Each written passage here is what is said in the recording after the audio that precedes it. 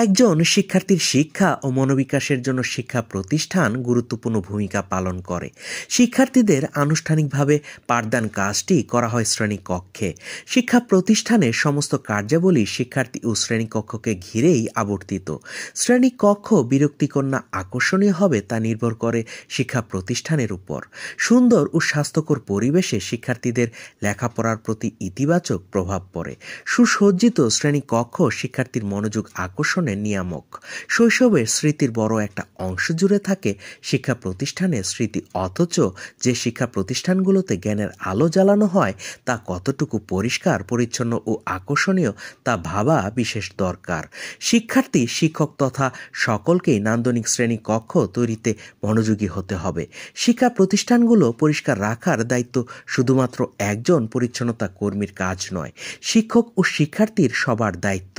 শ্রেণীকক্ষ নির্দিষ্ট করার সময় প্রথমেই সেগুলোর আয়তন সম্বন্ধে সচেতন হতে হবে। শ্রেণীকক্ষের আয়তন নির্ভর করে শ্রেণীর ছাত্র সংখ্যার উপর। শ্রেণীকক্ষের আয়তন কম করে হলেও 400 বর্গফুট হওয়া উচিত। শ্রেণীকক্ষগুলো বর্গাকার না হয়ে আয়তক্ষেত্রাকার হলে ভালো হয়। তবে শ্রেণীকক্ষগুলো বেশি লম্বা করা উচিত নয়। শ্রেণীকক্ষের উচ্চতা 16 থেকে 17 ফুট হবে। শ্রেণীকক্ষে বড় বড় জানালা এবং দরজা থাকবে। এছাড়া বাতাস চলাচলের জন্য ভেন্টিলেটর থাকতে হবে। শিক্ষার্থীদের দৃষ্টি যাতে বাইরে চলে না যায় তার জন্য মেঝে থেকে 3 থেকে 4 ফুট উঁচুতে জানালা বসালে ভালো হয়। আলো বাতাস বিহীন অন্ধকার কক্ষে ক্লাস হলে শিক্ষার্থীরা সহজে ক্লান্ত হয়ে উঠবে এবং পাঠে অমনোযোগী হয়ে পড়বে। এজন্য আলো বাতাস যুক্ত পরিবেশে শ্রেণীকক্ষ থাকা একান্ত বাঞ্ছনীয়। শুধুমাত্র দৈহিক স্বাস্থ্যের কথা ভাবলে চলবে না, সে সাথে শিক্ষার্থীদের মানসিক স্বাস্থ্যের প্রতিও নজর রাখতে হবে। সেজন্য শ্রেণীকক্ষের পরিবেশ হতে হবে শান্ত, সুন্দর এবং পরিচ্ছন্ন। দেয়ালে হালকা রং দিতে হবে।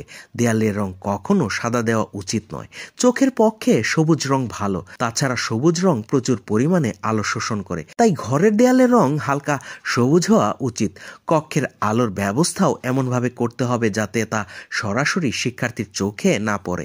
এতে শিক্ষার্থীর মনে বিরক্তি চলে আসে এবং চোখেরও ক্ষতি হয়।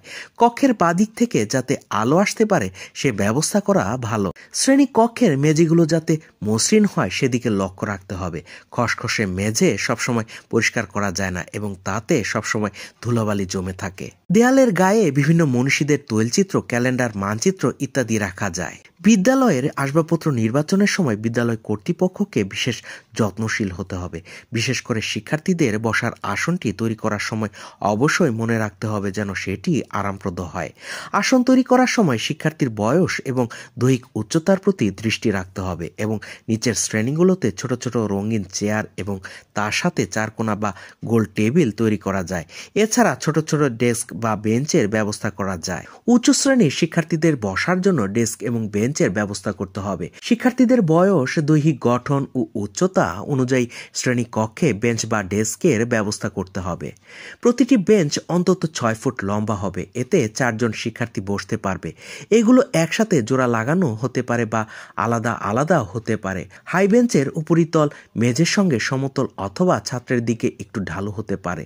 তবে বসার বেঞ্চগুলো একই ধরনের হওয়া দরকার। বেঞ্চ ছাড়াও ডেস্কের ব্যবহার করা যায়। এগুলো একক অথবা যুগ্ম উভয়ই হতে পারে। ডেস্কের উপরিভাগ সমতল বা ঢালু হতে পারে। শিক্ষার্থীদের বই খাতা রাখার সুবিধার্থে নিচে একটা ড্রয়ার রাখা যায়। এতে তালাচাবির ব্যবস্থা করা যায়। শিক্ষার্থীদের এসব আসবাবপত্র হবে ওজনে হালকা তবে মজবুত। আসবাব স্থানান্তরিত করার সময় যাতে সহজে সরানো যায় এবং ভেঙে না যায় সেদিকে লক্ষ্য রাখতে হবে। আসবাবপত্রে রং বেশি চটকদার না হয় সেদিকে খেয়াল রাখতে হবে, কেননা ঝলমলে রং আলোর প্রতিফলন বেশি হয়। এতে শিক্ষার্থীর চোখের ক্ষতি হয়। সুতরাং আসবাবপত্র হতে হবে হালকা এবং স্নিগ্ধ। শিক্ষার্থীদের আসবাবপত্র যেমন বেঞ্চ, ডেস্ক এমনভাবে সাজাতে হবে যাতে করে শিক্ষার্থীরা সহজে বের হয়ে বোর্ডের কাছে যেতে পারে অথবা বাইরে যেতে পারে। শিক্ষার্থীদের বাম দিক থেকে আসা আলো কোনো রকম ব্যাহত না হয় এমনভাবে বেঞ্চগুলো সাজাতে হবে। আসনগুলো এমনভাবে রাখতে হবে যাতে বাতাস চলাচলে কোনো রকম ব্যাঘাত না হয়। এছাড়া শিক্ষার্থীদের আসন থেকে যেন শিক্ষক, হোয়াইট বোর্ড বা চকবোর্ড, উপকরণ ইত্যাদি সম্পূর্ণ এবং সুস্পষ্টভাবে দেখা যায় তার দিকে নজর রেখে আসনগুলো সাজাতে হবে। হোয়াইট বোর্ড বা চকবোর্ড এমন জায়গায় স্থাপন করতে হবে যাতে শ্রেণীকক্ষের প্রতিটি শিক্ষার্থী নিজ নিজ অবস্থান থেকে স্পষ্টভাবে দেখতে পারে। শিক্ষক মুক্তভাবে চলাফেরা করতে পারে সেদিকেও দৃষ্টি রাখতে হবে। শ্রেণী কক্ষে শিক্ষার্থীর আসবাবপত্রের পাশাপাশি শিক্ষকের আসবাবপত্রের প্রতি দৃষ্টি দিতে হবে। ডায়াসের উপর চেয়ার টেবিল রাখা অতি প্রয়োজন। ডায়াসের উচ্চতা 1 ফুটের বেশি হওয়া উচিত নয়। শিক্ষকের চেয়ার টেবিল মজবুত ও ড্রয়ারযুক্ত হতে হবে। এছাড়া চক, মার্কার, ডাস্টার, রেজিস্টার, খাতা রাখার জন্য একটি সেলফ রাখা দরকার। এছাড়া উপকরণ রাখার জন্য তাকযুক্ত আলমারিও শ্রেণীকক্ষে রাখা যায়। শ্রেণীকক্ষকে স্বাস্থ্যকর রাখার জন্য প্রতিটি শ্রেণীকক্ষে বাজে কাগজের ঝুড়ি রাখা প্রয়োজন। শিক্ষার্থীরা শ্রেণীকক্ষের দেয়ালে যাতে না আঁকে সেদিকে খেয়াল রাখতে হবে। শ্রেণীকক্ষকে ছুটির শেষে পরিষ্কার পরিচ্ছন্ন করে ঝাড়ামোছা করতে হবে।